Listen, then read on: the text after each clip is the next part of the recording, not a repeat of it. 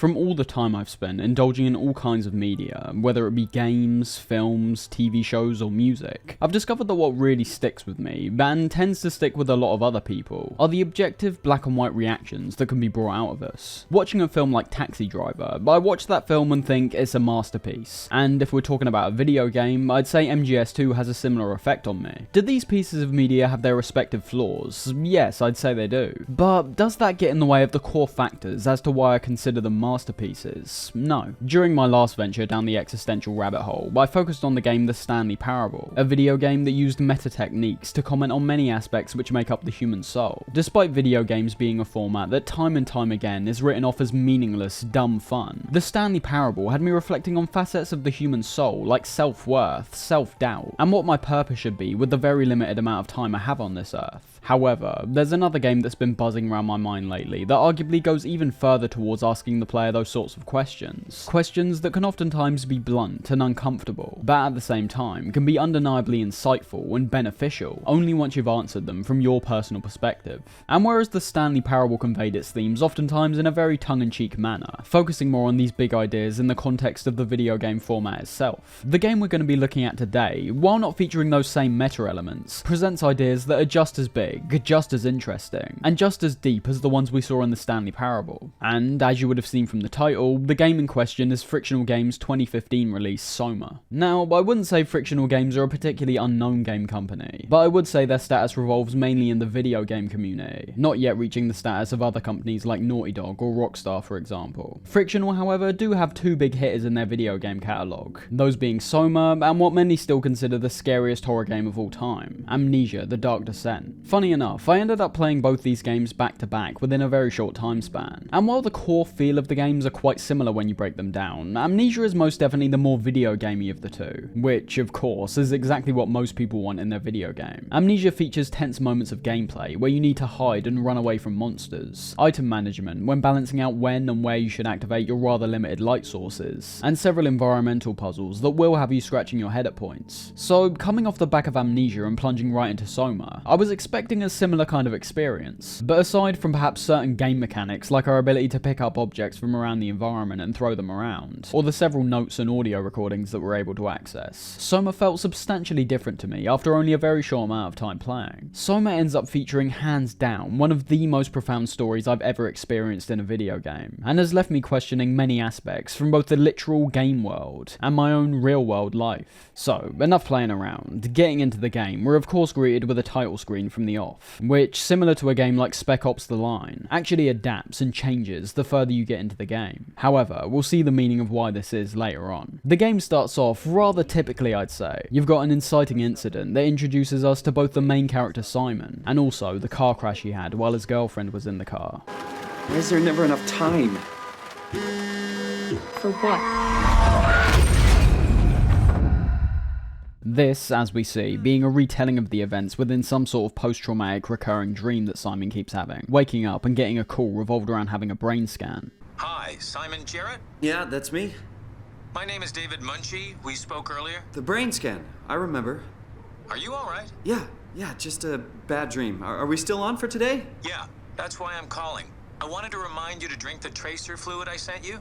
It'll help me capture a better image of the damages. Don't worry, I got it somewhere. Searching for this fluid around Simon's room, there's certain revelations we can make that aren't merely hiding in plain sight. One of the most important being a news clipping that Simon's kept in one of his drawers, revealing his girlfriend Ashley actually died in the crash, with Simon being left with permanent brain damage. And linking this to the emails we can look at on his computer, we start seeing the first few glimpses of a core theme that makes up this game. That being in relation to someone who looks at their time on Earth as meaningless, due to the events that have transpired during their life, and living out their days almost as a hollow shell, with their only hope being some kind of miracle cure that will reverse the events that led them to that point. And from the emails, although his girlfriend seems to be very much gone, Dr. David Munchie appears to be conducting some kind of research that could potentially help out Simon's brain damage. The unconventional nature of Munchie's experiment being shown off clearly from the other email we have from Dr. Erin Peake, Munchie's being for some research-based brain scan, and Peake's basically trying to get Simon to live on life support, with prescriptions instructions and helpful advice. With the knowledge that a stressful nightmare could potentially kill him while he sleeps, it's not unusual that Simon may have started to look for more outlandish cures for his brain damage. The most important part of this being how, despite Simon's life now appearing to be tarnished, and perhaps entirely ruined in his eyes, he'd still much rather stay alive than die. Even despite many people having the view that death ends up relieving all prior stress and anguish, there's also the flip side to that, in that life still goes on, and you're now missing out. Those stresses could have potentially been ironed out with enough time, but when you're dead, there's no going back. And that's the state we see Simon in starting off. Someone who clearly doesn't have the ideal life, but decides living is far more preferable to what lies for him after his body shuts down. What follows on from drinking the tracer fluid is a rather unusual moment that became a whole lot clearer when going back to it on a second playthrough. This being the brief interlude we have before reaching Dr. Munchie and having our brain scanned. On the surface, it simply seems like we're taking a call from one of our colleagues and travelling on the subway, but the intention of this is to merely let the player and Simon take in their surroundings, the ones they've become so familiar with. And when we reach Dr. Munchie and take part in the brain scan, it becomes very clear why we're actually shown this, as upon coming out of the machine, we emerge in a totally unknown environment. Everything is entirely alien to Simon upon waking up. Strange, futuristic devices and terminals surrounding him, diving suits, robots that appear to be lying around. Upon having that brain scan, it's like we've been plucked from the reality we once knew and had that completely upended.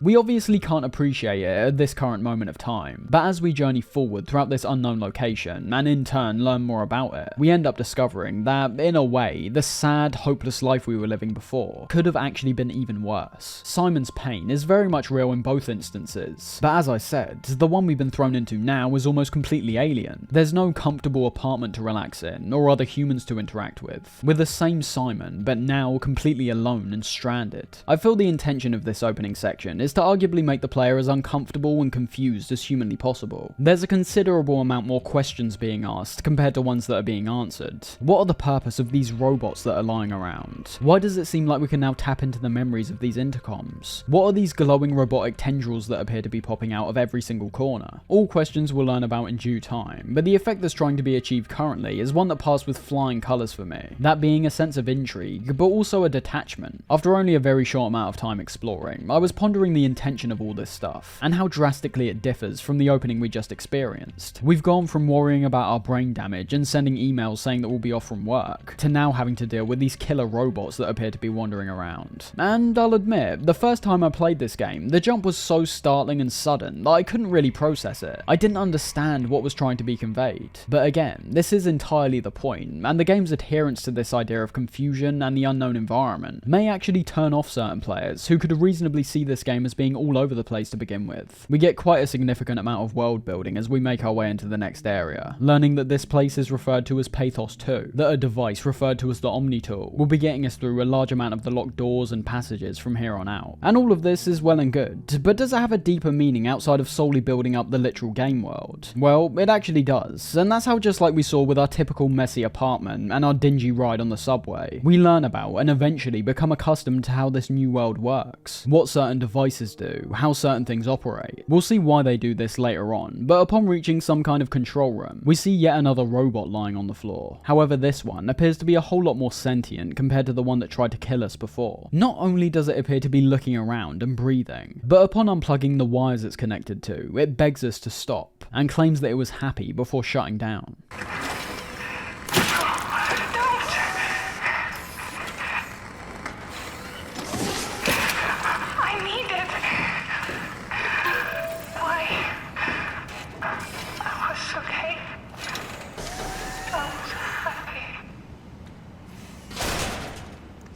Now at the time, this won't seem like that much of a bad thing to most players. We've made an assumption from the off that a robot is a robot, and not only that, the only other robots we've seen have appeared to be outright hostile. However, these reservations we can make don't detract from the human connection we just felt from this one. We've basically turned off this robot's equivalent of life support, and just watched it die, for the sole purpose that we can keep making our way forward. The robot most definitely presented a higher degree of sentience, even despite its refusal to talk with us directly. But it's it's arguable that due to that lack of human connection, quite literally things like a human's physical appearance and how humans function, we treat it with less respect. This is most notable in animals, of course. No matter what side of the fence you personally sit on, there's certain groups of people whose thoughts on animals perhaps even supersede those in relation to other humans. And on the other end of the spectrum, you've got people who hunt and kill animals for whatever reason they desire. One side says that it's a living being that has a right to live. The other says it's human nature and weighs up the animal's achievements in relation to ours. I'm not here to say which side is right,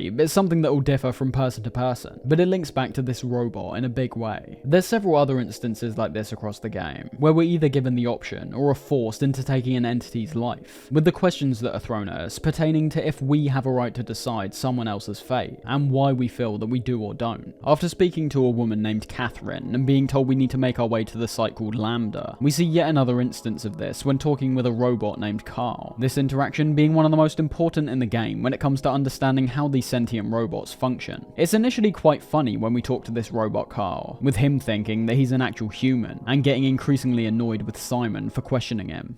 Are you human? Shit, did my body give it away? I try hard staying a mystery. Yeah, I'm human. Are you? My name is Simon. Do you know anything about this place? Oh, you knew. That makes us slightly less weird. Look, I'm obviously hurt. If you see anyone else around, just tell them where I am. However, it takes a rather dark turn when looking more around the area and discovering Carl's lifeless body on the floor. The audio we hear from his body showing us how he was killed by another robot. The difference between these sentient robots and corrupted monstrous ones eventually being explained to be in relation to the WoW AI system and how it lacks human understanding. A lot to unpack there, but we'll see what all that means in due time. Simon yet again shows his total lack of care towards what we can now understand as not merely a robot, but a human manifestation of Carl within a robot's body, leaving him to fry and assumedly die so we can keep moving forward.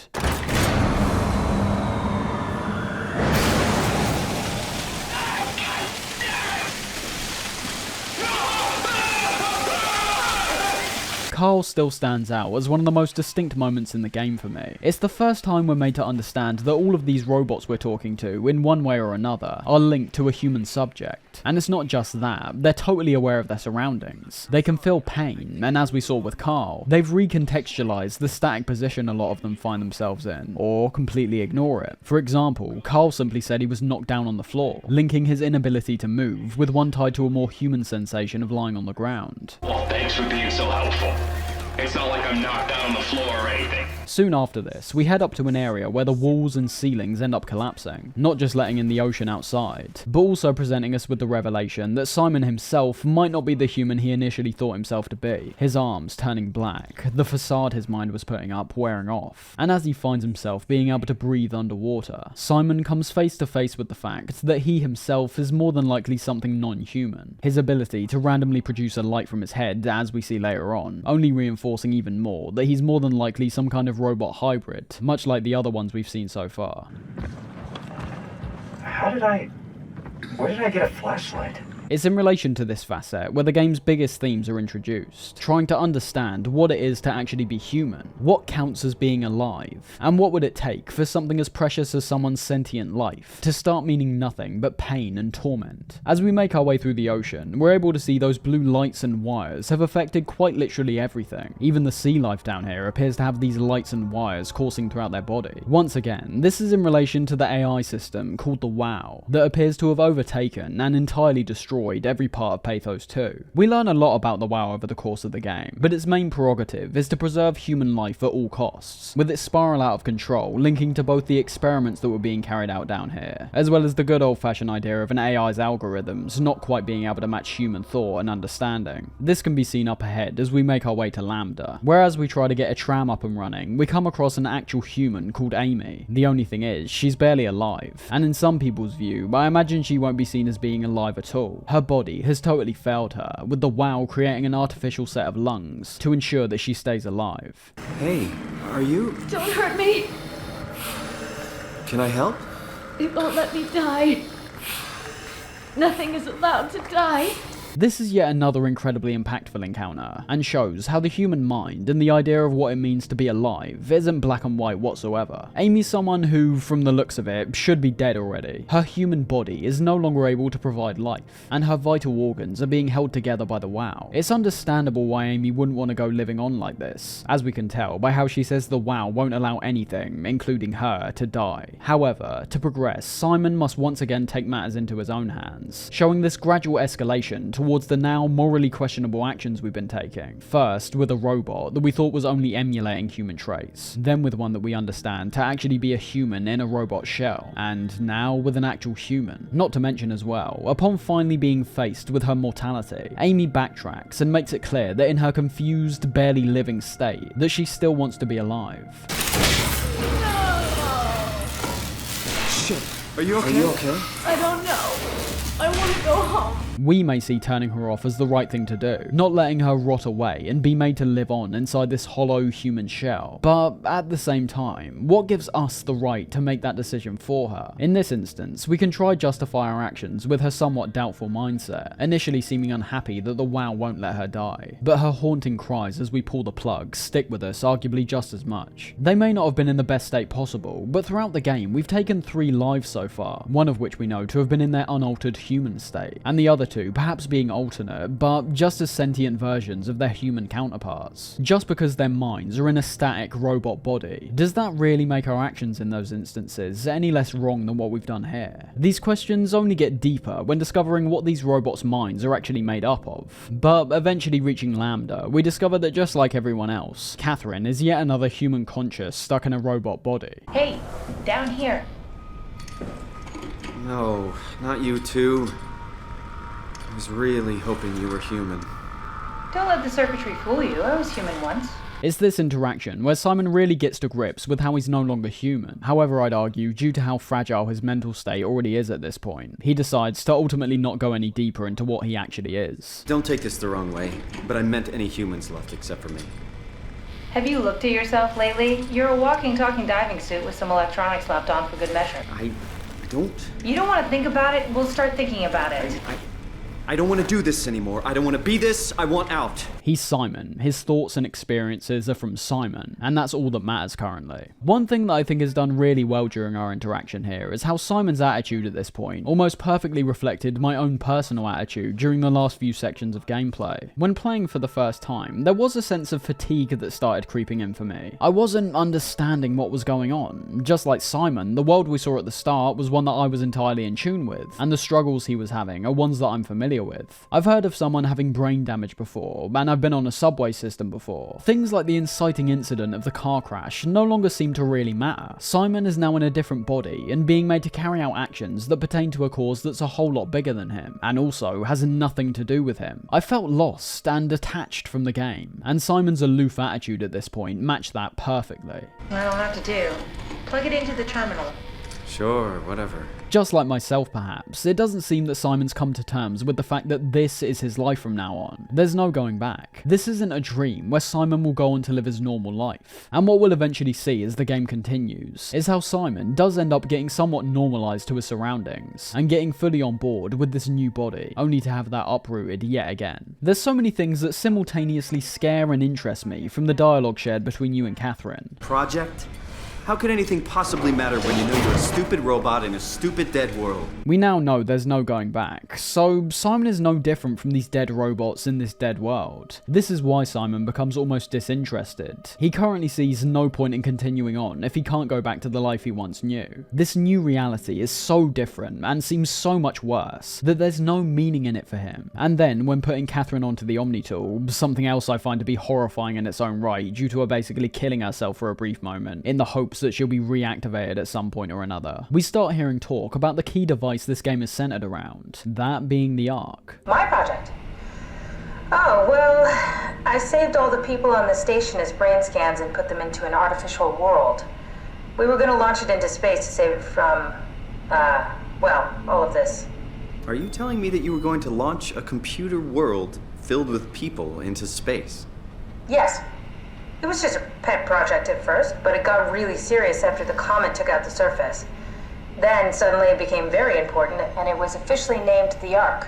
The most obvious comparisons we can make from the name alone being to Noah's Ark from the Book of Genesis, in which Noah planned to save life on Earth by taking 8 human beings, as well as 2 of each species on Earth. The Ark in SOMA's case is merely referring to humans, with Catherine taking brain scans of as many crew members from Pathos 2 as she could, and uploading them to an artificial world that lies inside the Ark. In simple terms, Catherine essentially created something akin to the Matrix, a virtual world with artificial environments and also artificial people, depending on how you look at it. It seems the world as we know it is entirely gone. From the several audio recordings and logs we've seen throughout the game so far, we're made aware that this is not only a place that is totally unknown to Simon, but is also almost 100 years in the future from where the game started. Throughout the game, we learned that between that time, the Earth seemingly fell apart due to something referred to as the impact event, a massive comet that crashed onto the Earth, killing all life on the surface, and leaving only the crew members in Pathos 2 as the last remaining humans alive. So naturally, it was only a matter of time before someone tried to figure out how to elevate humanity out of the confines of the Earth, and have it continue on through different means. This in itself leads way to some existential thought that seemingly does not, and perhaps will not, ever have a clear-cut answer. For example, with this revelation, there's nothing that can really discredit someone saying we're already in some kind of arc, or perhaps are within several arcs on top of each other. Our normal life at the start of the game could have been inside of an arc, and we may have transitioned into yet another one upon waking up in Pathos 2. We just don't know, but once again, it's more about what the meaning of our existence is within these arcs that matters, not if we're actually in one to begin with. This idea of the arc is focused on heavily during the following moments, finding a terminal that gives a whole bunch of information in regards to it, featuring interviews with several different points of view on the arc and the importance of it, some early renders of the environments contained within the arc, and most importantly, a survey pertaining to people who've successfully entered the arc. Linking back to the idea I mentioned a second ago about us potentially being in multiple arcs already, this survey has a double meaning in terms of our answers. In reality, we should merely be answering these questions from the perspective of someone who's entered the arc. However, as we see, the questions and answers also very much apply to the current situation we found ourselves in at Pathos 2. Again, this is where different points of view come in, and we'll have each individual player of the game answering differently, with there not particularly being any wrong answers. I could see someone describing Simon at this point as a visitor inside someone else's body. He's got the same mind, but not the same attributes that he once had.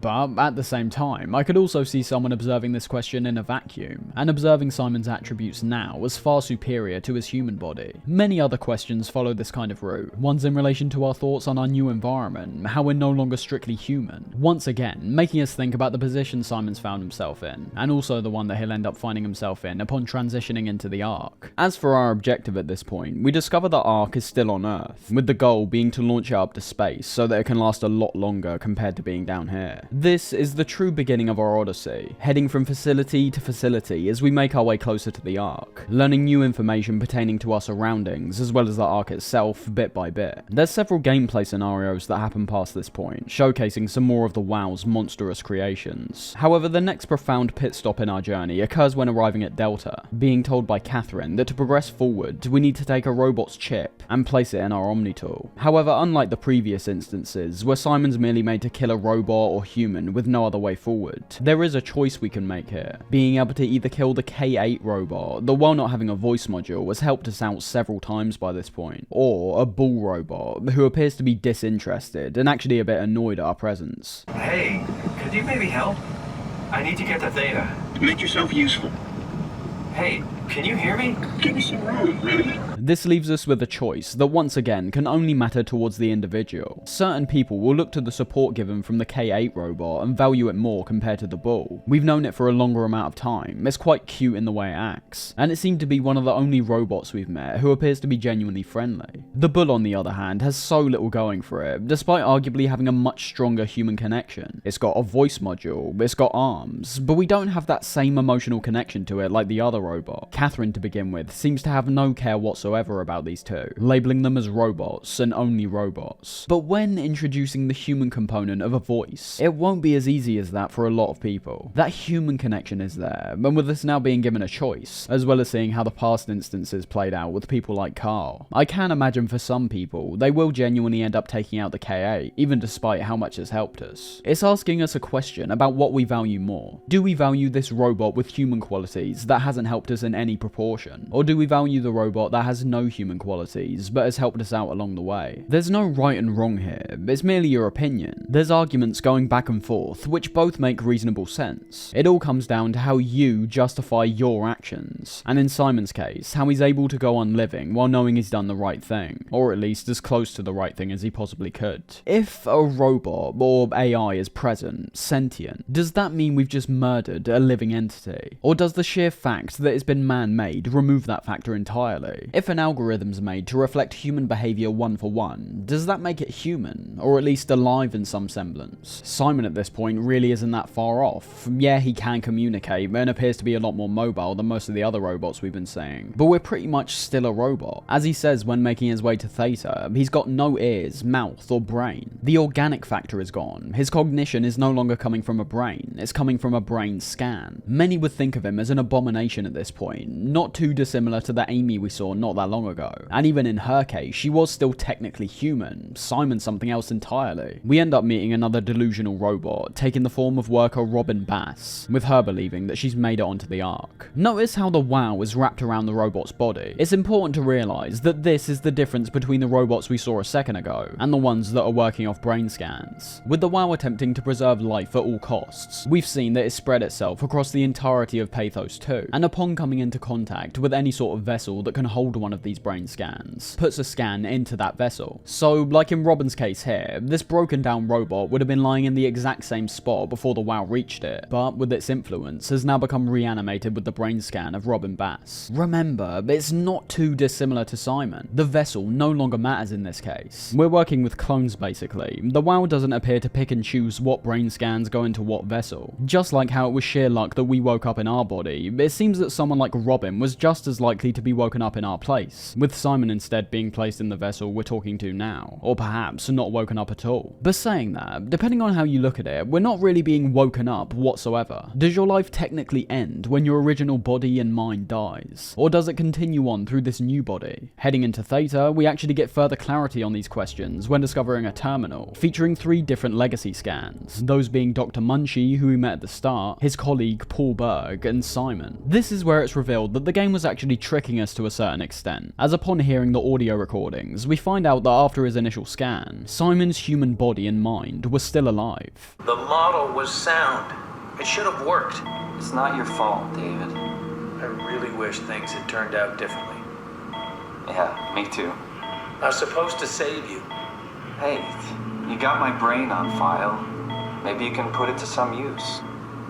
Yeah, who knows? We merely jumped forward to the point where Simon's brain scan was placed in a new body, instead of witnessing his gradual degradation and eventual death. This puts Simon's mind and being into question even more so. As we now know, it's not merely a case of having our scan taken and then waking up in a new body. We're playing as a clone of Simon, whose mind only carries information up until the point of his brain scan. A question that comes to mind, however, is what Simon is now more credible to be the contender for the actual Simon? For some, this might be a simple question with a simple answer, thinking the only Simon that could ever be seen as the real Simon is the very first human form that was birthed and lived as an organic living and breathing being. But I think you could also think of it in the context of a Simon 1.0 and a Simon 2.0, where despite the original Simon having certain memories that we aren't privy to, the ultimate conclusion of his mind and body has now been discovered by us, and by awakening in Pathos 2 and learning about all these brain scans, the Ark and the WoW. You may say that Simon 2.0 has somewhat superseded the original Simon. By way of the WoW reactivating his brain scan, he's gained an even greater insight into his being, and has now learned exactly what happened to the original Simon. Simon 1.0's story ended on June 1st, 2015, whereas Simon 2.0's is still ongoing. Many people already have the view that life is nothing more than experiences and insight, so if we look at it from that angle, is Simon 2.0 really any different to the original? Again, I can't provide an answer to these existential questions. I don't perceive there to be any clear-cut right or wrong. Needless to say, however, it's immensely interesting to think about. You would have noticed so far that we've been dishing out quite a lot of what you could call pain so far. We've killed a woman on life support, murdered a robot, left Carl to fry, and what we witness in Theta could potentially be the worst of the lot, having to find a security cipher to make our way forward, and using a scan of worker Brandon 1 in hopes that he'll give it to us. The only thing is, what we subject his scan to is nothing short of torture. You could try argue away that this isn't a real person, thus making it okay, but we have to remember that every time this guy wakes up, he's essentially experiencing the exact same thing that we experienced when waking up in Pathos 2 at the beginning. We can hear from his audio that his mind is coming directly off the back of the brain scan, with the whole gameplay section being focused on getting him acclimatized to his environment, making him feel comfortable enough to give us the cipher. That wasn't so bad. This trauma really got me worked up, bastard. What? How did I get here? Don't be afraid, Mr. Wan. Dr. Chun, is that you? What happened? What is this place? Listen, I really need your help. I need the new security cipher. Dr. Chun? I hear your voice, but there's no one here.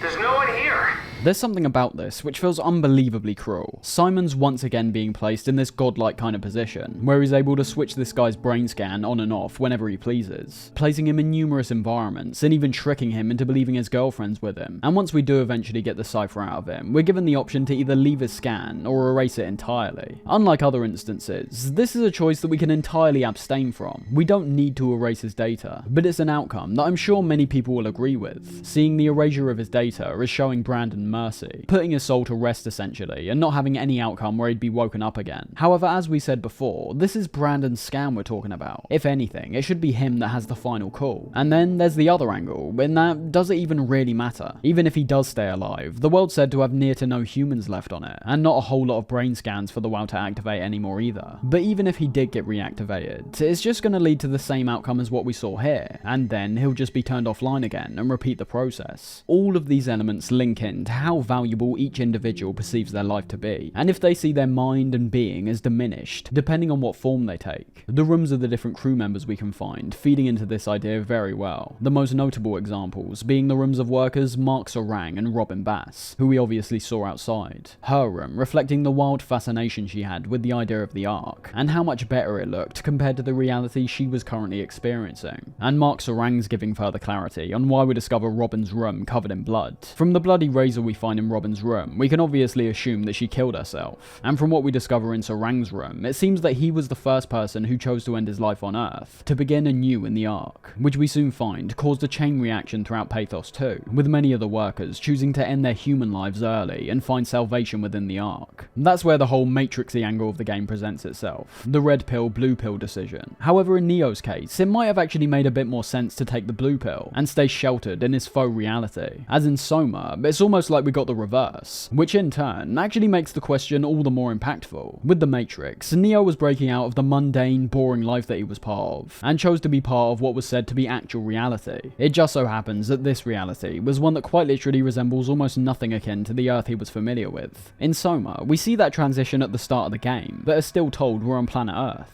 We're in the same reality, but whereas in Toronto we were riding the subway, we're now at the bottom of the ocean, with this simulated reality we'd be transported to in the Ark, actually seeming to be a whole lot more in line, and a whole lot less horrible than what we're currently experiencing. There are variables to think about here, however, Sarang appears to jump the gun and take himself out straight away. He saw enough to know that he wanted to leave this Earth immediately and continue on through the Ark. However, he wanted no stones left unturned. He wanted his scan to directly reflect the experiences leading up to his brain scan, and in turn chewed a cyanide capsule the second he got it done. But again, there is a slight misunderstanding there, in that the brain scan has never been made to seem like a body transfer. It's a clone, a completely different being with an identical mind. To put it in as simple terms as I can, the Mark Sarang that killed himself is still very much dead, just like Simon 1.0. Whatever it is that happens beyond death is for you to decide, but needless to say, Sarang still very much experiences that. All that happens to him, and what he's encouraging others to do, is merely kill themselves. The audio recording we find in his room heavily revolves around the idea of self, and in a way, Sarang's self is continuing on inside the Ark. It's just the one down on Earth that isn't getting to experience it. The thoughts of the Sarang who finds himself on the Ark will merely know that the Ark has been activated. He won't even know if the Sarang on Earth is dead or not. He's got no way to see past the scan. It shouldn't really matter how long Sarang goes on living after his scan is taken. He doesn't really need to kill himself, as the experiences he has past the point of the scan will all be forgotten by the one on the Ark. Both lives are still finite. There is an endpoint somewhere. However, perhaps for himself, as well as many of the other people who took their lives, the idea of his body on Earth ending was far more comforting than having two versions living at the same time. In his mind, he was set on killing himself on the run up to the scan, and therefore the scan on the Ark will have those memories, and in Sarang's case, make him feel fulfilled. This clone will feel like he's performed a body transfer while not actually doing it. So in all actuality, Sarang's basically sacrificed his human form on Earth to give his clone a better experience that he won't actually get to see for himself. Needless to say, I'm sure there's many people who will have issues with that idea. If the whole point is to continue humanity, and also have yourself continue alongside it, wouldn't you actually want to see it for yourself? And in the case of the workers in Pathos 2, if the scan is complete, does that mean you want to end your life immediately? The conditions down here could understandably make many people suicidal, but in that sense, I could see a lot of people having an issue and a fear with the Ark project itself. A cloned version of yourself that lives on past you in a much nicer environment, and assumedly a much better life. It all seems rather unfair. Why should the clone get to live on when the original versions are the ones who scanned it in the first place? There could perhaps be an element of the greater good in that, but when it comes down to it, being selfish shouldn't really be anyone else's concern when it comes to facing your own life and death.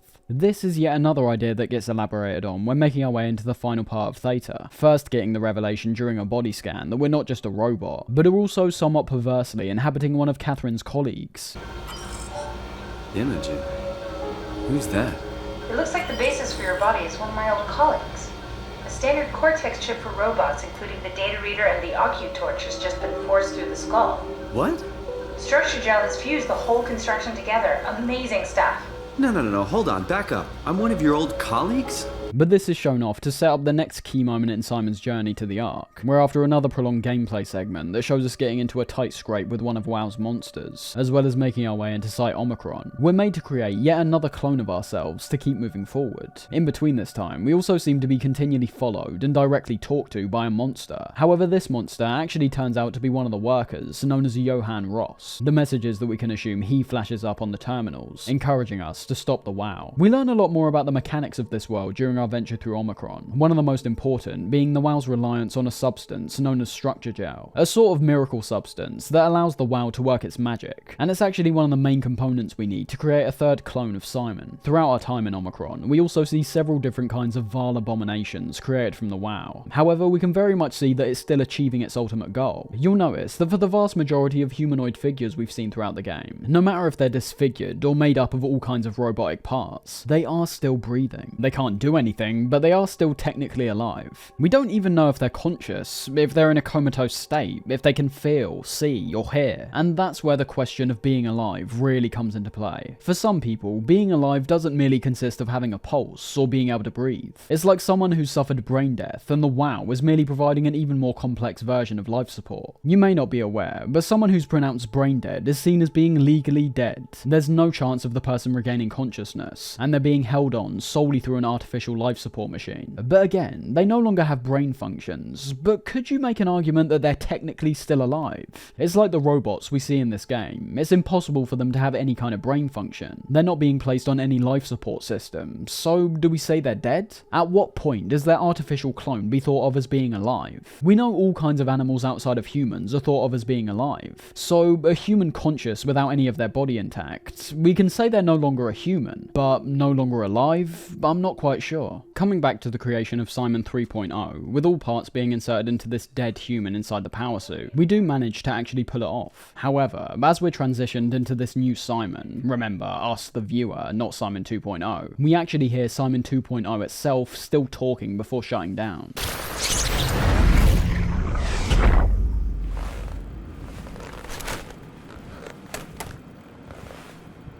There must be something wrong. Can't you run a diagnosis or something? What was that?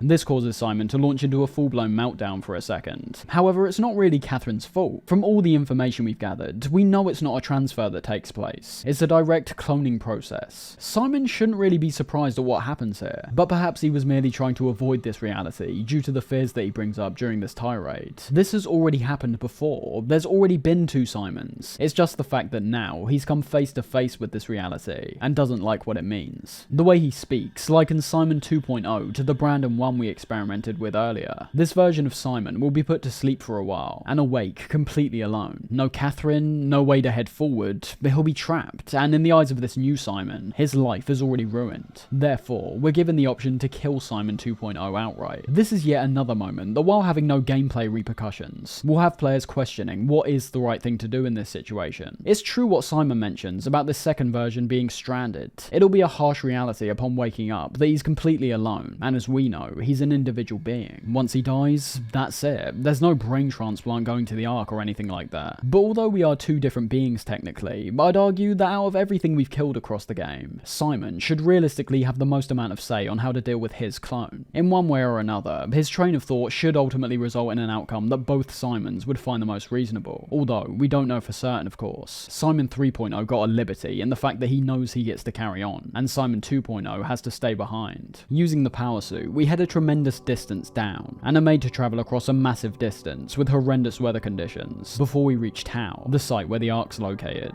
During our journey there, we come across two different sea creatures that appear entirely corrupted by the WoW's influence, those being the anglerfish that we can see has had its left side of its face, as well as its fin, replaced with a human face and skeleton hand, and also the Leviathan, that's a giant squid which is made unrecognisable, once again from the structure gel that coats his body. Two more shocking instances of how the WoW isn't just out of control in regards to humans, but quite literally any form of life that it comes into contact with. Upon reaching Tau, however, we not only end up discovering the Ark, but also what seems to be the last remaining human, Sarah Lindwall, and not a human that's being kept alive by the WoW, but instead a standard life support machine, seeming far more sentient and aware. However, as we could have assumed, she doesn't even want to be alive anymore, telling us outright to switch off her life support machine. Can I get you anything?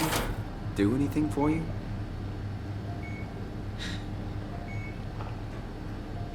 You could kill me. Good one. Pathos 2 and the Earth as a whole was nothing more than a lifeless tomb at this point. As if the comet wasn't bad enough, the WoW appears to have destroyed any chance of civilization continuing on in Pathos 2. There's nowhere on planet Earth that's habitable at this point. And although Simon is right to want to fight for some other solution in terms of the Earth's history at large, there really is no other option at this point. Sarah's life will end soon either way. We either do it for her and let her die with a semblance of human connection, or let her die alone and prolong humanity on Earth for just a brief moment longer. With Sarah dead, the Ark is literally all we have left of humanity, and depending on how you look at it, that might already mean there's no humanity at all. As we said about Simon 2.0, there's nothing organic about the Ark. Humanity is now something that's trapped within a container, and only when thinking existentially about the world we're currently experiencing now, does it make the Ark seem at least a tad more optimistic. There's too much stuff that's up in the air to know for sure what the Ark is going to be like, and what the potential of it is going forward. Are we able to adapt and evolve within the Ark? Do we need to eat and drink, and what food and water sources suffice that need? Are we able to build upon the environments we're given, or are these unchangeable? Once we're in the Ark, is there any way to grow outside of it? Can we create an Ark within the Ark? Is the environment we've got to explore in the Ark as expansive, with the vast number of possibilities present to us on Earth? There's key questions that can still be thrown toward the Ark, that could potentially turn someone off the idea entirely. And what do these all pertain to? How quote-unquote real this Ark is, or rather, how closely it can reflect the Earth we once knew. Because let's not mistake, for the endurance of the game, we've already been exploring an environment that's nothing like our experiences on the surface of the Earth. Even if it's a place that's more peaceful than this, could we ever truly be comfortable on the Ark if the core foundation of it doesn't reflect the past we once knew? You might argue that due to a human being in charge of its creation, that shouldn't really be a concern, but I'm not so sure about that. We've already seen with the WoW, when certain variables are left unchecked, these processes can develop a mind of their own, and achieve things beyond the means of human comprehension. This is why I think anyone with concerns over the Ark project and creating a scan within the Ark is totally validated. There's too much of an unknown factor. We'll never be brought face to face with our clone, but the thought that life on the Ark could potentially not fare well might be too much. Added to the fact, there's also talk in the game in relation to potential options of eternal youth, a lack of any illnesses, and immortality. Can we opt out of these, or are they baked in? Too many questions, not enough answers. It's not as black and white as having humanity simply live on through through the Ark. And when you start breaking down all these different factors, your thought process will likely not be as simple as I'll scam myself onto the Ark so that I can live on. From this point, all loose ends begin to be wrapped up. Simon ends up finding the heart of the WoW, in which we're given the option to put an end to it, losing an arm in the process. And past that point, it's merely a matter of sticking the Ark onto the payload and shooting it up to space. The game's initial ending closing off on a very sour note, with Simon once again misunderstanding the cloning process. I'm still here. I'm still here. Catherine? Catherine? I'm here. What the hell happened? What went wrong? Nothing. They're out there, among the stars. We're here. Simon wanted to believe so badly that he was able to get out of the situation he's found himself in, that he's ignored the situation entirely. From the way he's acted throughout the game, Simon usually seems like a fairly down-to-earth and reasonable guy. He doesn't sound like a bad person in the slightest. There must have been a part of him that knew this was going to happen, that these brain scans that he and Catherine were going to upload weren't going to mean that he gets transported onto the Ark. But he refused to accept this reality right up until the last second. There must have been something within Simon that hoped the process would change, that some kind of miracle would happen. Perhaps his transformation into Simon 3.0 was the worst thing to happen to him. His transition from Simon 1.0 to 2.0 was filled with confusion. 2.0 to 3.0 was filled with anger. He's more familiar with the environment he's found himself in, and the only clone that's made is one in the exact same location as him. He was made to come face to face with his own clone, and because it looked different to him and was able to be observed as an external entity, I feel like Simon was fooling himself into thinking this is how it would be in relation to the Ark. But of course, it's not. The only difference is, Simon 3.0 easily has the saddest ending out of all the Simons we inhabit. The game purposely doesn't perform the same immediate transition that we've experienced with the creation of all the other clones so far. We're made to sit and watch as Simon breaks down, realizing there's no more hope left. He's gonna die down here, alone, with most of his questions not being answered. Catherine? Please don't leave me alone. Catherine? Catherine? There is somewhat of a light at the end of the tunnel, however, depending on how you look at it once again, as after the credit sequence, we're thrown into Simon 4.0's point of view, who, as I said earlier, thinks they've either performed a direct transition, or entirely disregards their previous body and mind, due to the fortunate situation they found themselves in. He finds himself essentially born again, in a world that's picturesque, being ingeniously greeted by the calibration survey once again, presenting us with the exact same questions we answered back on Pathos 2. And chances are, when given this survey again in this different context, you'll more than likely find some of your answers change slightly. At least that's what happened to me. But in this instance, it's more about questioning why these answers changed. What is it about your transportation to the Ark that makes you feel different? You may feel like when on Earth, you merely felt like an alien, whereas on the Ark, you feel entirely fake and artificial. Does the return to an Earth that's more tangible compared to Pathos 2 make you feel comfortable? Or is it something else that feels constructed and fake because of our awareness of being inside the Ark? Does the whole idea of being a brain scan bother you to any greater extent now? Do you feel like you've been born anew? Or is it merely the idea of carrying on that matters, with everything else falling to the wayside? All questions that only the player themselves can answer. The game comes to a close by focusing on the Ark floating around in space, with the destroyed Earth laying behind it. The contrast quite literally shows what humanity now represents. Before, we stuck our flag in the Earth and claimed it as our home, but due to its destruction, we had to adapt, evolve, with humanity now being contained within a satellite, aimlessly floating around the universe. Life itself has been encapsulated inside this payload, and it's unclear what the possibilities are for this new world the minute number of survivors find themselves in. It could be a hopeful or hopeless message, depending on how you look at it. Humanity's found a way to evolve outside of its world and digitize life, but if you don't perceive the life they're experiencing within the Ark to be as real as what they experienced on Earth, and perhaps make the assumption the limitations of the Ark will start presenting themselves quickly, it could also be seen as a message of what once was versus what remains. Either way, it's a powerful closing scene to one of the most profound games I think I've ever played. The amount of questions this game had me asking throughout pretty much its entire runtime were numerous, not merely pertaining to the more existential factors that we've been focusing on in this video, but also the more literal parts of the game's world as well. Even if you haven't played the game for yourself and feel like this video perhaps revealed a bit too much about the game's story, I implore you to give it a go and come to your own conclusions. Bear in mind, there's so much information that's crammed into this rather short experience that there is still a lot that I haven't really gone over, but But to summarise, SOMA is a game that could mean many different things to many different people, but I'd argue the core theme of the game is one that revolves around humanity, what it means to be alive, what kinds of forms someone can take before they're no longer perceived to be human, and how far people and also machines will go to preserve life by any means possible. It's a game that I admit might not satisfy everyone. As we've seen, there's questions here that don't have set answers. The content of the game's story thrives when putting yourself firmly in the shoes of Simon, and asking yourself what you would do in his situation, and how you'd act when being given the several different choices we're given throughout the game. SOMA, by definition, is a word that means the body of an organism, and what this game asks, more than anything, is that does body define the mind, or does mind define the body?